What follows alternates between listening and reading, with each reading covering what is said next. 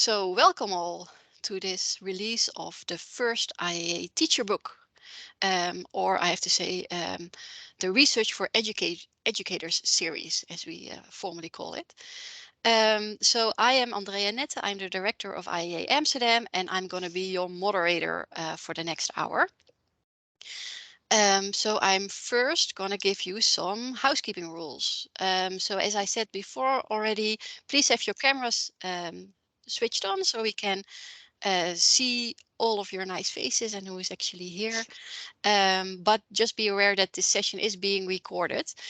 So if you don't want to be on camera when it's being recorded, then switch your camera off. And you are all being muted already, but if you have any questions, please feel free to use the chat function for any questions. And after the presentations, we will also have a Q&A session that you can ask questions in the chat. Great, so I see some people still entering the room, which is really great. And Kate is putting some notes in the chat. If you have any questions, please add it to there. So what is the next hour going to look like? So first we're going to have some welcome words from Dr. Dirk Hestad, who most of you will probably know, but he is the executive director of IEA, and he oversees IEA's operations, studies and services, and drives the IEA's overall strategic vision. And then I'm going to say a few words, and afterwards we're going to have the actual presenting of the book from Dr. Nicole Zwart, who is actually not from IEA, but from Expertisecentrum Nederlands, who I will introduce a bit later on. So Nicole holds a PhD from the Radboud University on the role of vocabulary in reading comprehension in the upper primary grades. And she has participated in various reading comprehension-oriented research projects, including PIRLS 2021, and is one of the 4 authors of the Research for Educators Volume 1 book. And after that, we will have Paula from IEA say something about the other resources that we have created for teachers next to the book. And Dr. Paulina Kosnikova is a senior research and liaison advisor at IEA and the series editor for this book, and also from the IEA teacher snippets, which is the other recent format for teachers that we will share after we heard more about the book. And after all of that, we will go to the question and answer session. So I will now pass it to Dirk to say some first words. Thank you very much, Andrea. I'm really delighted to welcome you all today to the IEA release of Volume 1 in the new Research for Educators series, titled Putting PIRLS to Use in Classroom Across the Globe, which has been developed especially for teachers. This book is open access and it's now available online, also on the IEA website.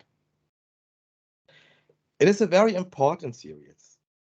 IEA's mission is to enhance knowledge about education system worldwide and to provide high quality data to support education and to enhance teaching and learning. Over the last 60 years, we have been working towards the mission of conducting major studies of student achievement in literacy, mathematics, science, civic and citizenship education, and digital literacy.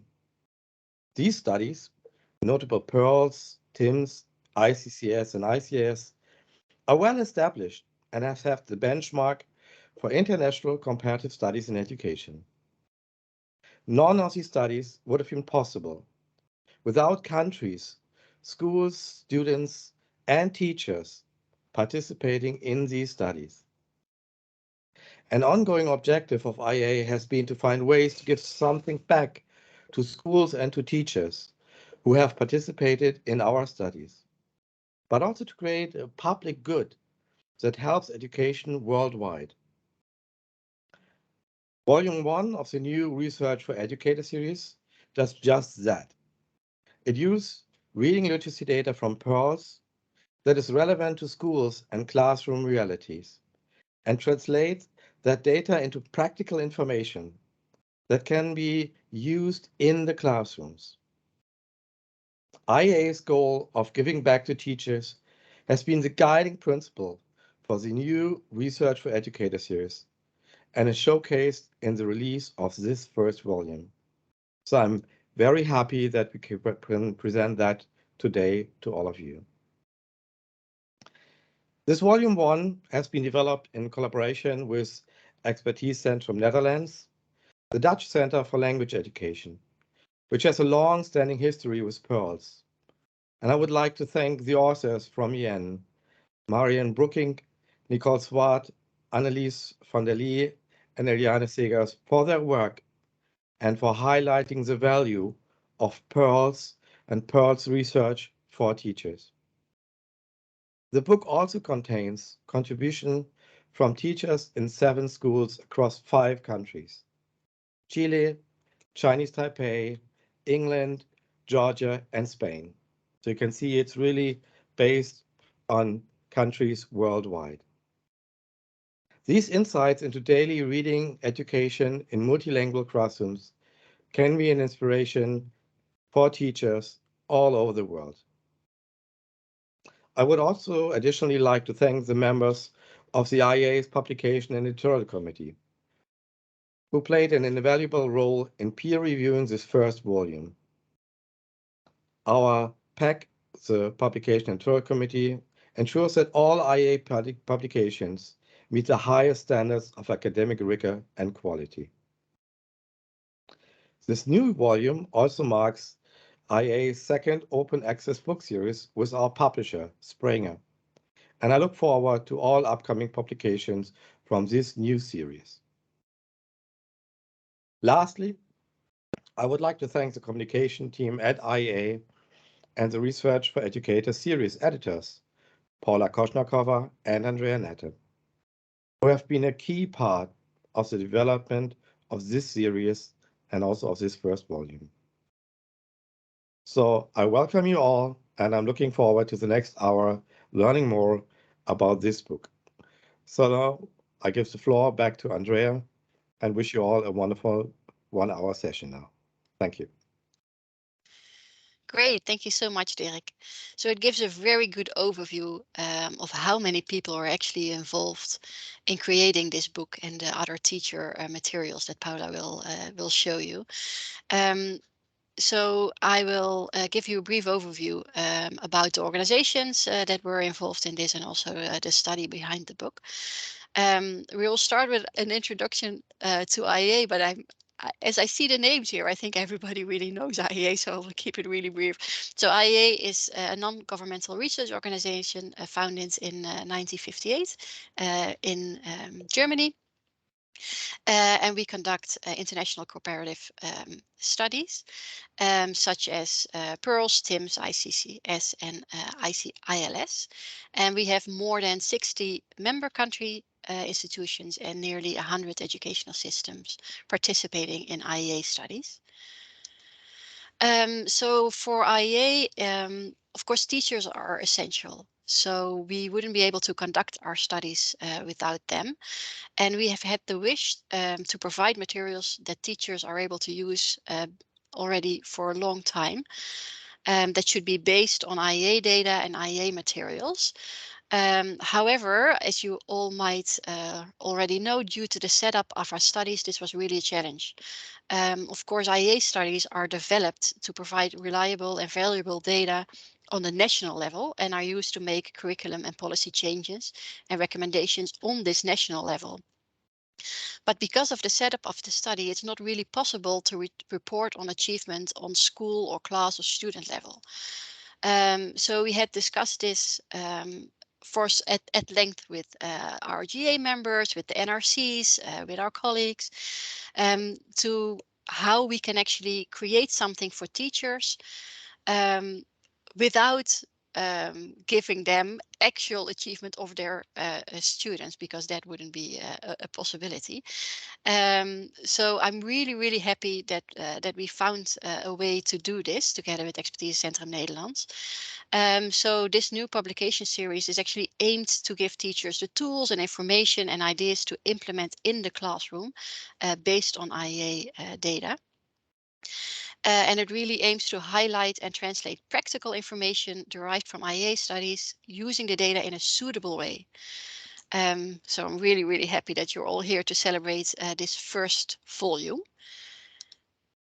So this first volume is actually based on PIRLS data and PIRLS materials.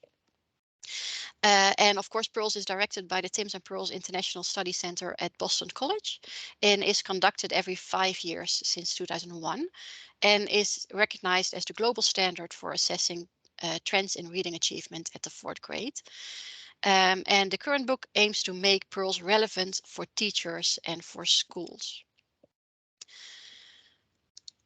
So when we started thinking about this book, the first partner that came to mind was actually Expertisecentrum Nederlands, which is the Dutch Center for Language Education. So I was really happy that they said yes. So this IEN was actually founded exactly 25 years ago. So we're also celebrating today that they exist for 25 years. And they were created by the Ministry of Education, actually because of the low results in the predecessor of PIRLS, so the reading literacy study in 1991. So the results of that study showed that the Netherlands were really lagging behind. So from the 27 countries participating in that study, they were 21st, and we don't like rankings, but that wasn't a very good one. The IEN was actually founded to improve the Dutch language skills of students and create a bridge between science and practice. So in the end, we found the perfect partner to help us also bridge the gap between the PIRLS data and the classroom practice. So we are very grateful to the team of authors from IEN for their dedication to the development of this first volume in this new series. And I will now give the word to Nicole, one of the authors, and she will introduce the book to you. Let's see if this works. Yay! Yes. Yeah, thank you, Andrea. It's so great to see so many of you here. I agree with Andrea that it has been too long since I've seen most of you in real life, but seeing you here online helps a little. Yeah, I have the honor to introduce this book to you all. For me, but also for my co-authors, it was a joy to write it. It's at the heart of what we do here at the Dutch Center for Language Education. And it is translating science into practical guidelines for educational professionals, which can be directly translated into the classroom situation. So all over the world, children are growing up in societies that become more and more literate. Not only do children have to read more and more to be academically successful, but also in daily life, well-developed literacy skills are important. Therefore, it's our job, and especially the teacher's job, to help children become skilled comprehenders so that they are able to understand what they read. Over the past decades, a lot of research has been conducted, and both fundamentally in order to gain insights in how skills readers need to read texts play a role and develop, but also more the policy-oriented research to monitor reading skills nationally and internationally. And PIRLS is one of those studies. Knowledge, however, does not end up where it matters most, in the classrooms. And that's what we see a lot here at the Dutch Center for Language Education, that a lot of knowledge, there is a lot of knowledge, a lot of things are known, but that teachers have difficulties translating that knowledge into guide or into practice. So therefore, commissioned by the IEA, we wrote this book with the purpose of helping teachers to strengthen their teaching and reading comprehension. So in improving literacy skills of children all across the globe, it is important that teachers work in a way that is evidence-based or evidence-informed. And this means that they use insights from scientific and more fundamental research related to concrete educational settings and make adjustments based on experiences and good practices from others. And that is exactly what we have tried to do with this book. We have looked at the literature. What do we know about teaching reading comprehension, and what works? How can we translate this to the classroom situation using a concrete setting, in this case, PIRLS? And how can we make use of good practices from schools across the globe? And for this book, we focused on the multilingual classroom across the globe. So we, as Dirk already mentioned, have been in contact with schools across the globe in 5 different countries, and that was so informative. So yeah, we are really grateful to the 6 schools that helped us, and we talked to schools in Chile, Chinese Taipei, England, Georgia, and Spain on how they teach reading comprehension to multilingual children, and they provided us with helpful and beautiful examples. Although we have some sort of short summary of these incorporated in the book, more examples can be found online. And as I believe these are accessible since of this morning, I looked them already, and it's really beautiful to see so many examples real examples from real classes. I think that's what matters most. But for now, back to the book. The book consists of 2 parts. In the first part, we take the step from science to practice. So we really go from research to what you can do in the classroom. And in the second part of the book, we focus on the multilingual classroom, so reading comprehension in a multilingual classroom. More and more children grow up using 2 or sometimes even more languages. And research has shown that these children are at risk of developing comprehension problems because they are using more than 1 language. However, we also see that there are some countries who seem to cope pretty well with these multilingual situations. I will get back to you on the multilingual classroom case in a while. Let me see. Yeah. So within the first part of the book, we first focus on theories of reading comprehension. In order to improve teaching, it's important to understand how readers construct meaning and how these skills develop. When you as a teacher know how processes work, it's easier to support children in developing these processes as compared to when it's a black box. So after introducing these theories in the first chapter, we focus on evidence-based didactic principles, and I will get back to that in a few slides. So if you have issues like what are didactic principles, I'll get back to that later. And in the final chapter of this part, so the third chapter, we relate the scientific insights and didactic principles to PIRLS. So we explore how reading comprehension processes work and how these processes can be enhanced in class by showing examples using PIRLS texts that are freely available. So just a little bit of theory. When we read a text and construct meaning, readers, according to the construction integration model, work through it on 3 different levels. First, readers use the surface level, which basically is the text itself. Readers have to decode words, have to translate letters into sounds, combining these sounds into words, and activate word meanings from long-term memory. This second process, activating word meanings, is only possible, of course, when the word is known and stored in long-term memory. So this immediately highlights the importance of a well-developed vocabulary. After reading these single words, readers construct a model of the information presented in the text, and this is called the text base or the text model. The text model basically is a representation of only the information presented in the text. So it's a picture you form while reading that for you highlights what the text is about. Finally, with incorporating relevant background knowledge, readers are able to create a situation model. And the situation model is an extended version of the text model and does not only represent the meaning of the text itself, but by incorporating relevant background knowledge, it represents the situation. And I have an example here on the slides. It's a really Dutch example because it's about a girl riding her bike in the rain. So that's really Dutch. One, riding a bike, rain, and especially the combination of the two, just riding a bike while it's raining. So read with me. While Lot was riding her bike, dark clouds gathered. When she got home, she first had to put on dry clothes. So that those two sentences, that really is the surface structure. It's the text itself. As a reader, you have to read it, and you have to know what riding and bike means. In reading those words and sentences, you, as a skilled reader, automatically make a picture of it in your head. So that's the first picture. You see a girl riding a bike with clouds. However, in the second sentence, it says first she had to put on dry clothes.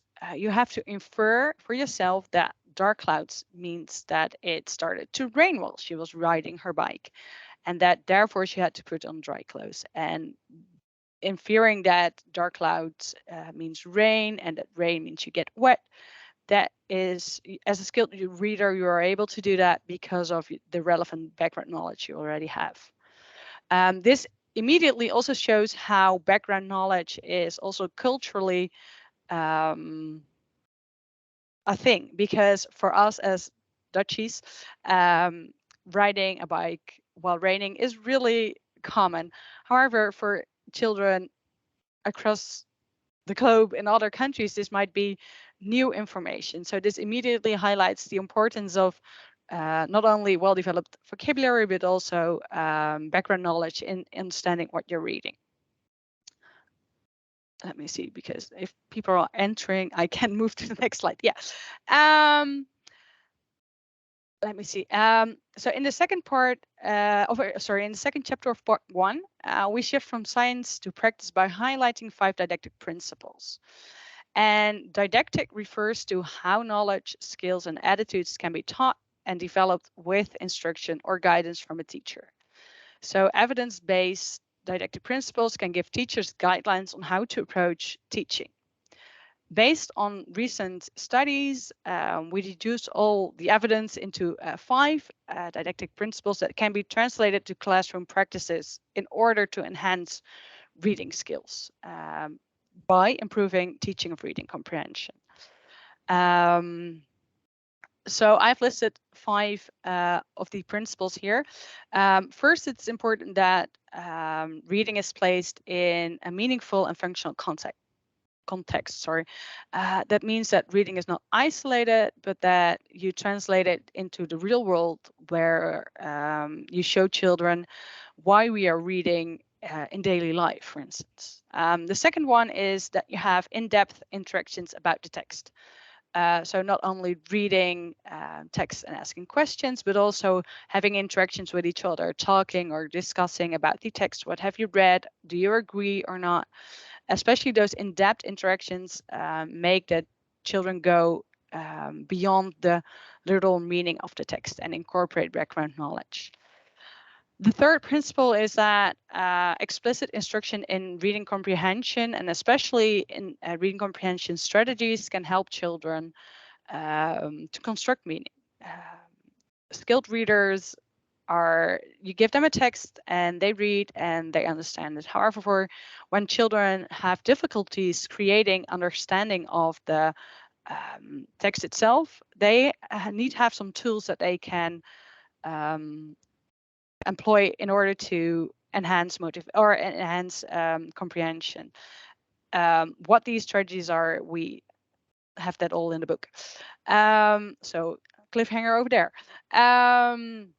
The fourth one is that you have to integrate reading education with other subjects. For some countries, that is really not new. But for us in the Netherlands, for instance,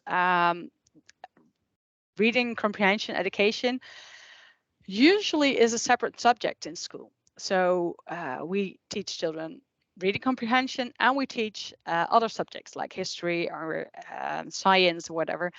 And we know that incorporating these various subjects really increases comprehension. And finally, monitoring on all levels. So on the student level, what goes well and where are some lags, or what do you need to improve, but also on a school level, and as can be done with PIRLS, for instance, on the national and international level. So that's just a brief introduction to these 5 principles. You can read more about them in the book. Because in the book, for each principle, a more detailed explanation is given of what it means and why it's successful in improving reading comprehension. In addition, for each principle, we provide you with concrete examples of how it can be used in practice. And finally, and I think that's maybe most relevant, is that that we also show examples of how these principles can be combined into approaches that combine 2 or more of these principles, because although we have listed 5 separate ones here, they are not single entities. You have to combine them in order to improve reading comprehension, or at least teaching in reading comprehension. I have one example here, and that's using graphic organizers. The use of graphic organizers is an example of such an approach in which more principles are combined. Graphic organizers can aid readers in making sense of what the meaning of a text is. There are various kinds of graphic organizers, sorry, and I've put 2 of them here: a table and a Venn diagram. But timelines can also be useful, especially when talking history, or mind maps of how things are related within a text. The type of graphic organizer you use largely depends on the text you're reading. And what they do is that, for instance, with graphic organizers, you have to use your reading strategies. For instance, you have to visualize something, but they also are a great way of talking about the text, or at least the meaning of the text. So these organizers can be used to discuss with each other or have a classroom discussion about what you've been reading. And finally, these graphic organizers can also be used when integrating reading with other subjects, such as history, when you use a timeline, or biology, when you have to make a drawing of what you've seen in the microscope, science, you name it.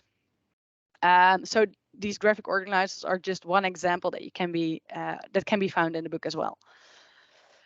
In the 3rd and final chapter of part 1, we show how these didactic principles relate to specific reading processes and how these didactic principles can be used in classrooms.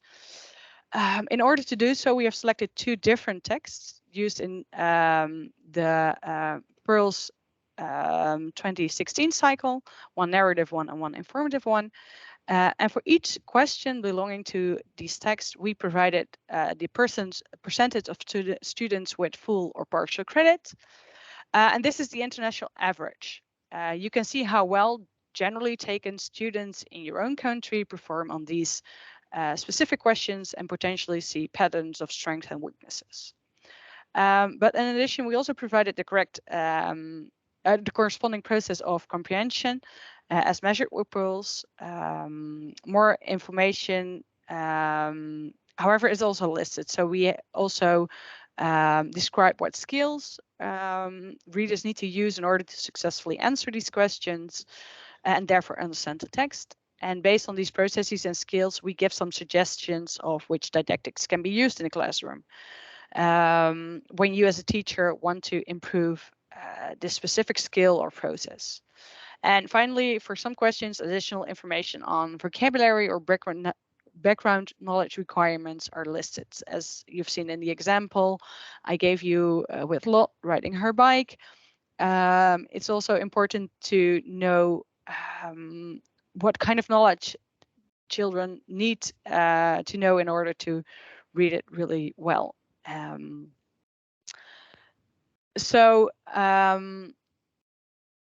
why do we provide all these parts of information on these texts? As a teacher, it is important to have insights in these comprehension processes. And although the scientific framework presented in the first chapter is informative, examples are a much better way of creating understanding of these processes. So for instance, for the Dutch situation we have is that although all students perform relatively well in the lower order processes of locating information and retrieving and reproducing explicitly stated information, especially higher order processes of integrating, evaluating, and critiquing pose a much bigger challenge. However, knowing what these processes entail is quite difficult, especially as a teacher. Most teachers know that children have problems with those type of processes. However, when we ask, okay, what do you believe what children are doing when performing those, it's harder for them to really indicate what it is. So these examples provided in the book and also online help teachers to become aware of these processes and with the specific challenges. And in addition, these suggestions provide teachers with ideas for teaching.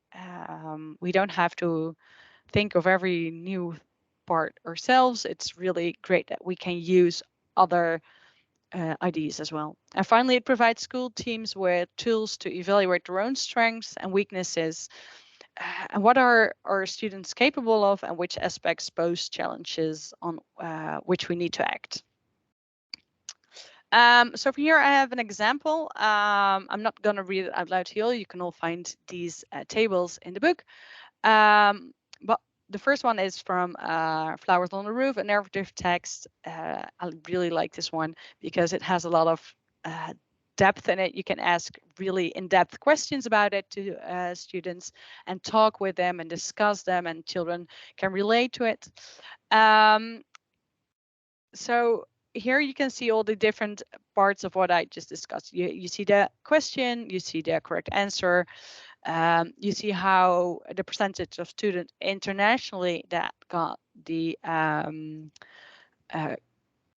question correct, because here it's only correct or incorrect, but also the process of comprehension, which skills are used, some background knowledge, and most important, you have some ways of how you can improve it. As said, we also have an example of an informative text. It's about the giant tooth mystery.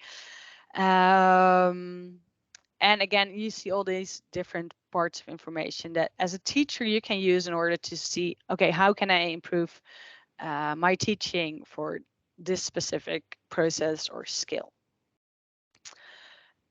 So basically, after reading part one, teachers know how readers construct meaning and which factors play a role, how comprehension can be strengthened using evidence-based didactic principles, but especially how PIRLS results can be used to design effective reading comprehension education based on strengths and weaknesses of your own country or even your own class or specific pupils. But that's not all we did. This is really a general part of the book, and we thought, okay, we would like to go a little bit more in depth into a specific situation. And then, as I explained before, children become more and more multilingual in the case that they are using various languages at home or a different language at home and at school, and that poses challenges for teachers. And I believe that's not only the case here in the Netherlands, but all across the globe. This plays an important role. And what we did with part two of the book is that we focused on multilingual students or multilingualism. That's a really hard word in the classroom. And it starts with a chapter which provides a broad view on multilingualism. And again, we've incorporated this because we believe that it's important for teachers to know the theory behind it. In order to improve, you need to know how things work so that you can effectively improve it. If you, as a teacher or anyone, if you know why you have to do something or why you have to learn something, then it's easier to do it than when you just have to do it.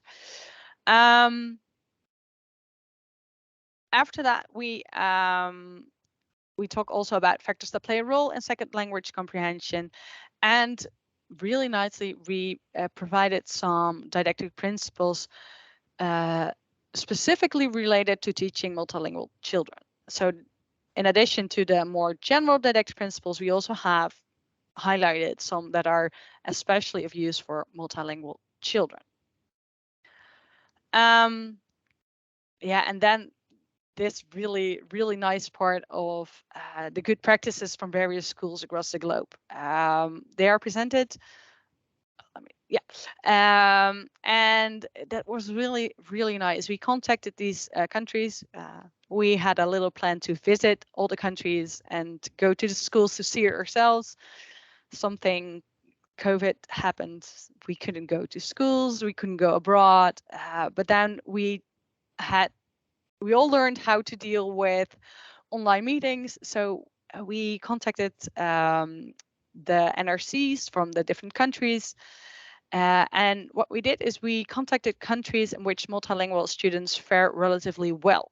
So we looked at the results from 2016, and we selected some countries across the globe in which multilingual students do relatively well, so that we could ask them, what are you doing and how can we translate this to our specific situation we are in order to learn from you. And we've asked the NRCs of these countries to bring us in contact with schools, and we collected some really nice, good practices. And after getting into contact with these schools, we had an interview with them, and they sent us a lot of information on how they are handling the multilingual, their multilingual classroom. And they provided us with really useful practical tips and example lessons, which can be found online. I can't repeat it enough. Katie already put in the link, I believe, in the chat. But that's what, yeah, that makes it really, really nice. So you can find description of I already said this, I think, but we had added a description of the education in schools in these countries, and practical tips and example lessons can be found. Here are just a few examples. These can be found online again. Yeah, it's so nice that schools also provided us with pictures so that we can really show you how things work. So after reading part 2, teachers know how they can support multilingual students in their reading comprehension development, and how teachers in other countries support multilingual students. And especially this second part, we hope that teachers across the globe can learn from this. So this is my final slide, and then I'll give it my control to Paula. But again, to highlight the purpose of this book, we tried to help teachers to strengthen their teaching and reading comprehension by combining scientific insights with some concrete examples from PIRLS and with examples from across the globe. So I'm right in time, I see. And Paula, your turn. Go ahead. Yeah. Thank you very much, Nicole. First of all, I would like to thank you very much, those of you who joined us today to celebrate this little achievement of giving back to teachers. In my part of presentation, I would like to introduce you to the section of IEA webpage and the parts or informations, the pieces of work that are displayed there. So we have listened to Nicole, who introduced us to the theory part, the book, the big book part. And maybe you will be interested in hearing about next plans, next books. So if you will keep in touch with this section of the web page, you will be informed. However, Nicole also mentioned the role of practice. The theory is something nice. However, to translate it to the practice, how to do specific tasks or specific how to reach specific achievements, this is not obvious. So we were really grateful to input received from the schools across 5 countries that we have approached. And there was too much of good ideas to put them inside the book, the limited coverage of the book. So we have created extended volume, extended chapter 5, and this is accessible on the web page under the practice title. Then we have a digest. Digest is part of something new to IEA, something parallel to the book volume. We call it teacher snippets. And the digest is, the title is telling you that it is for those who are very busy and curious. So they would like to check first whether it makes sense for them to engage with the theory we are offering, the ideas for practice we have collected, and read further. So with this, under this digest section, you can access big snippet. Usually we started teacher snippets as a little 2-pager, but then with plentiful ideas and large passages related to reading, we had to develop a new format. So now you can access teacher snippets XL, and this one led us to further development. In this snippet, you can actually have a look. It is like candy shop for the practice chapter, and very good advertisement for the book. However, for this,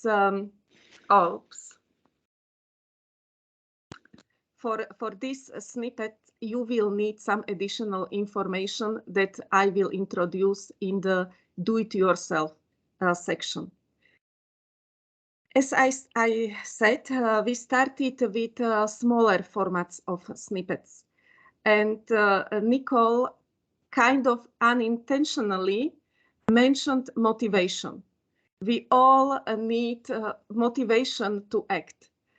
And what we have recognized, there was particular policy brief dedicated to this matter. There is decline in reading motivation across different countries, across different population. It's not only students that prefer reading less, it's also their parents. So this is kind of social circle that is gaining in strength. So our actual first teacher snippet was about this. How can this trend be slowed down or turned in a classroom?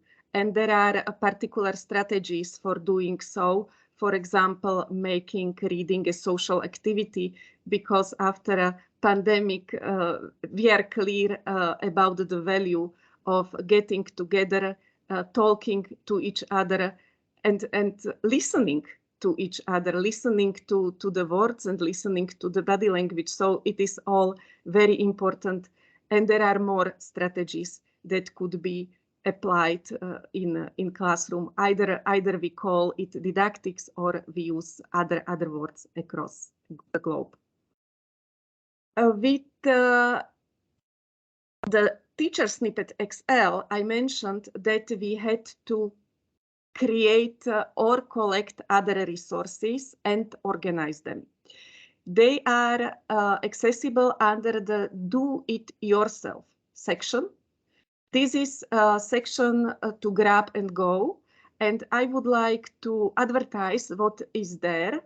To start with, we have an international English version of these files available.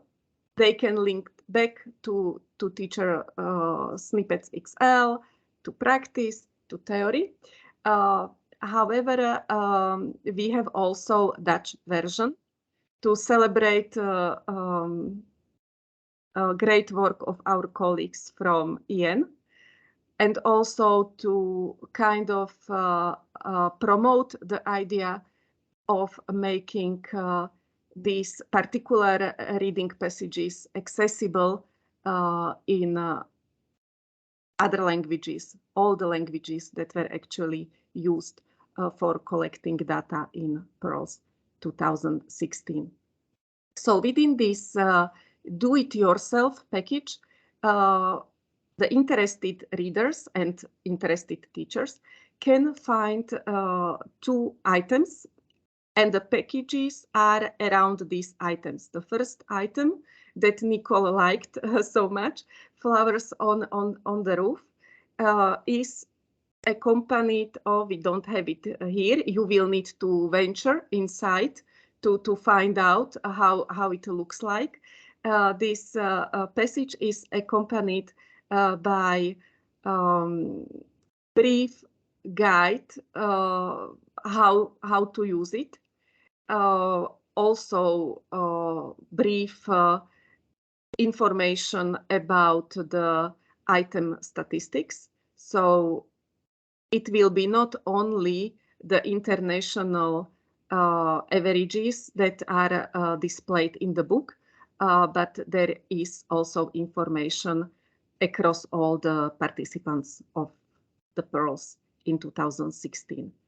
So with this review that only you can finalize, but your own clicking and browsing through the web page, I would like to move back to Andrea and encourage questions from you.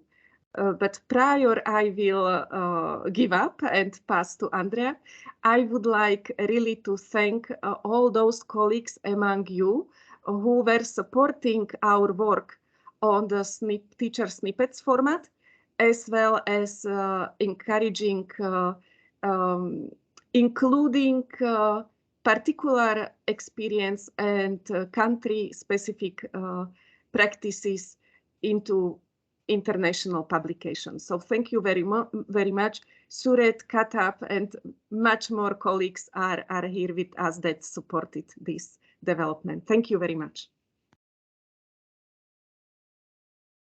Great. Thank you so much, Paula. And thank you, Nicole, also for giving this great introduction to the book and giving a great introduction to the teacher resources.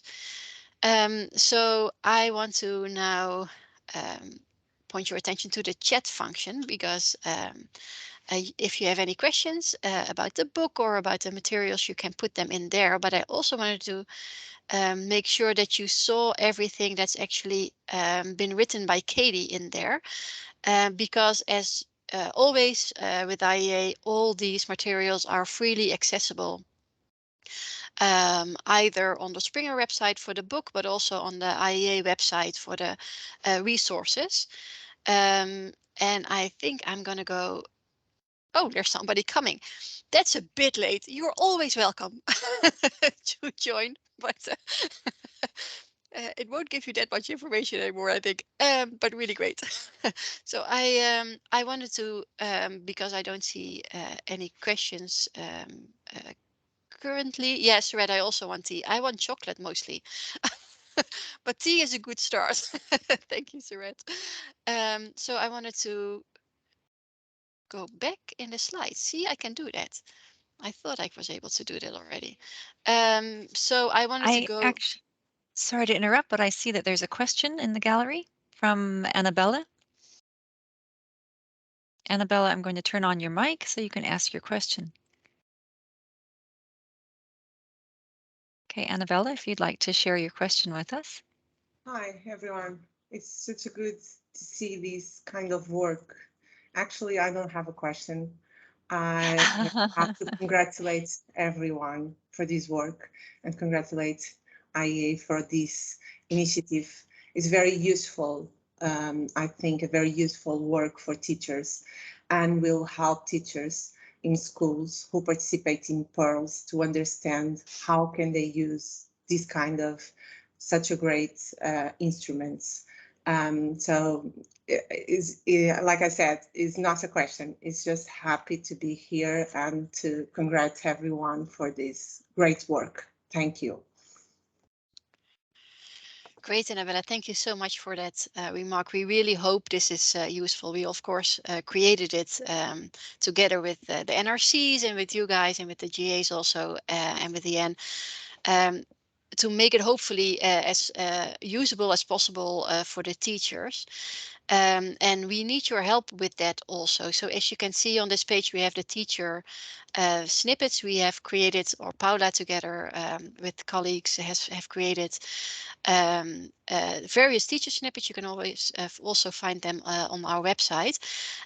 These are the English versions of the snippets. And now the next step is for you guys to actually translate them to make them as accessible as possible for the teachers in your own languages. So we have already some translations on the website. We, of course, because of the celebration today, we have the Dutch version also there for the teacher snippet. Excel that Ian actually created. But now the next step would be to also have the materials for the book, which is this part, the do-it-yourself part, translated so that your teachers can actually use their translated passages in their own classrooms. So if you have any questions about that, or how to do that, because we of course will help you and it won't be much work for you, please please approach us and let us know, and we can have as many translations in as many languages on there as possible. So I don't see any. Oh yeah, stroopwafels, Red. Hey. Yes, we need to have stroopwafels also. Definitely chocolate and stroopwafels. That should be it. So Kristen saw questions before which I didn't see. So if there's any question that I don't see, just let me know. But otherwise, I think it would be good to go to Nicole again and say something quick about the next volume of this book that Ian is already working on. So we of course gathered information from NRCs to ask what would the topic be that you would be really interested in. And they came, a lot of them asked us how they can approach reading in the digital world. So of course we know all PIRLS is also going into like the digital area now. And that is something that the next book volume will actually be about. And maybe Nicole can say something about that? Yeah, of course. Yeah, that's nice. Ta-da! We are presenting something new, but wait for it. There's coming more. Yeah, reading in the digital age. I believe that we've seen in the last 2 years how dependable we are on digital devices, and of course still use a lot of books, but we are more and more transitioning into digital reading. And in addition to being able to evaluate how well a text passage is, digital reading entails more. In addition to all the other reading processes you have to employ as compared to like reading from a book or offline reading as we call it, digital reading poses a lot of extra challenges for readers, but especially students, which need to be addressed, because you can imagine when going on the internet, you read or when I have to start with books. When reading books, the author really thought about what comes first. At least that's what we did when writing our book. We thought about the structure of it, what we want to address first and second and third and so on and so on. However, when you go online in the World Wide Web, there's a lot of information, and texts are usually shorter. You have to combine text yourselves. You have to compare them. You have to work with hyperlinks. So as a book that is really structured, online is not structured at all. So that poses a lot of extra demands on reading. And we believe that helping teachers